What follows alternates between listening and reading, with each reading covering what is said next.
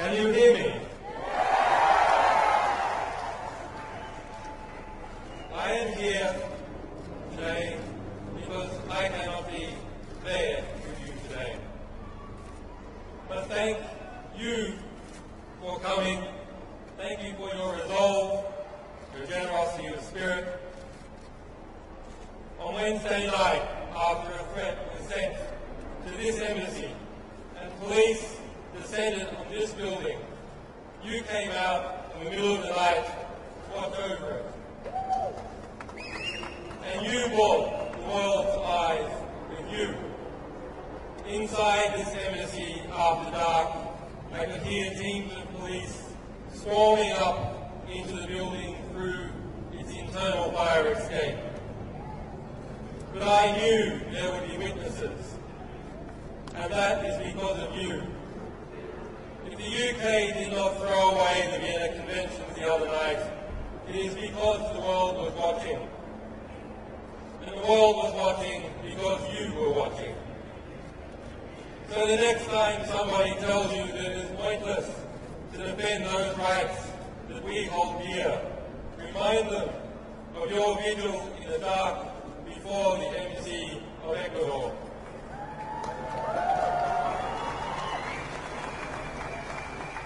Remind them how, in the morning, the sun came up on a different world and a courageous Latin American nation took a stand for justice.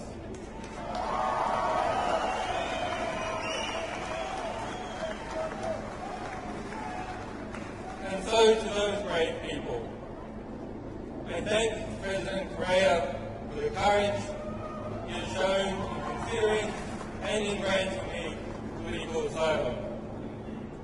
And I also thank the government, and in particular Foreign Minister Ricardo Coutinho, who upheld the Ecuadorian Constitution and its notion of universal citizenship in their consideration of my asylum. And to the Ecuadorian people for supporting and defending this Constitution. And I also have a debt of gratitude to the staff of this embassy, whose families live in London, and who have shown me hospitality and kindness despite the threats we all receive.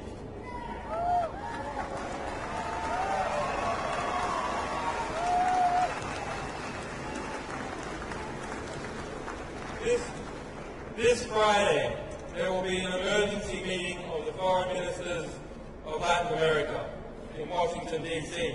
to address this very situation.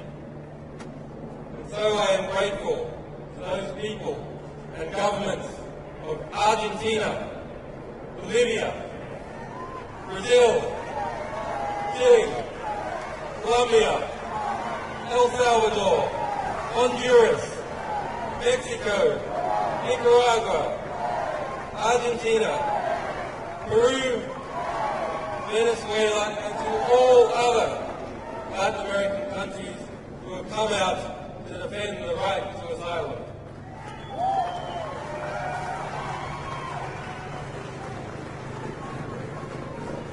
And to the people of the United States, United Kingdom, Sweden, and Australia, who have supported me in strength, even when their governments have not.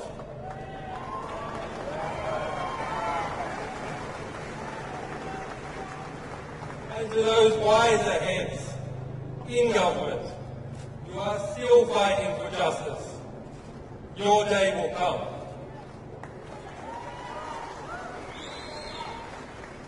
To the staff, supporters, and sources of WikiLeaks, whose courage and commitment and loyalty has seen no equal.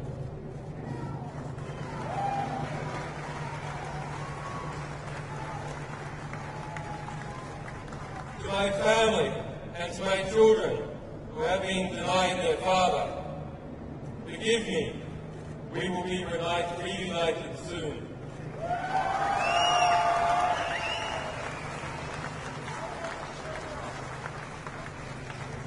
As WikiLeaks stands under threat, so does the freedom of expression and the health of of all our societies.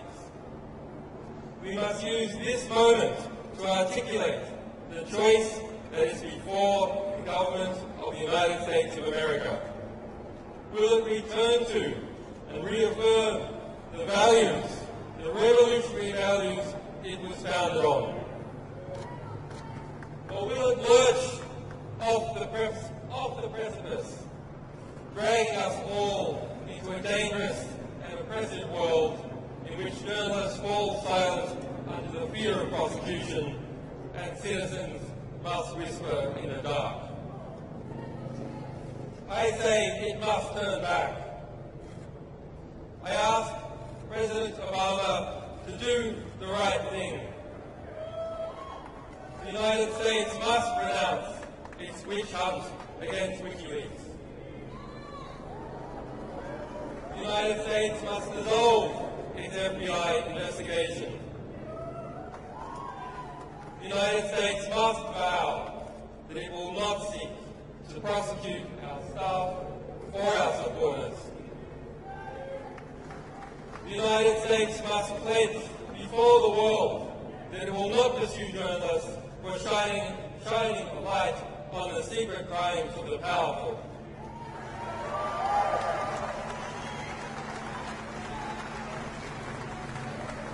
There must be no more foolish talk about prosecuting any media organisation, be it WikiLeaks or be it the New York Times. The US administration's war on whistleblowers must end. Thomas Drake, William Meany, John Carreyrou, and other heroic whistleblowers must be pardoned or compensated for the hardships they have endured as servants of the public record.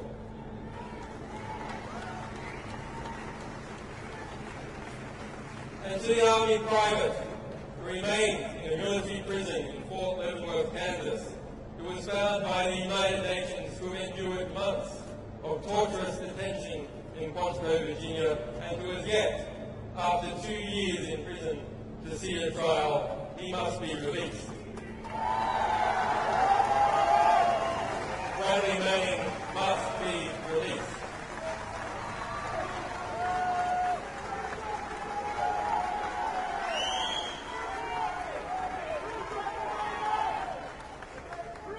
If Bradley Manning did as he is accused, he is a hero and an example to all of us,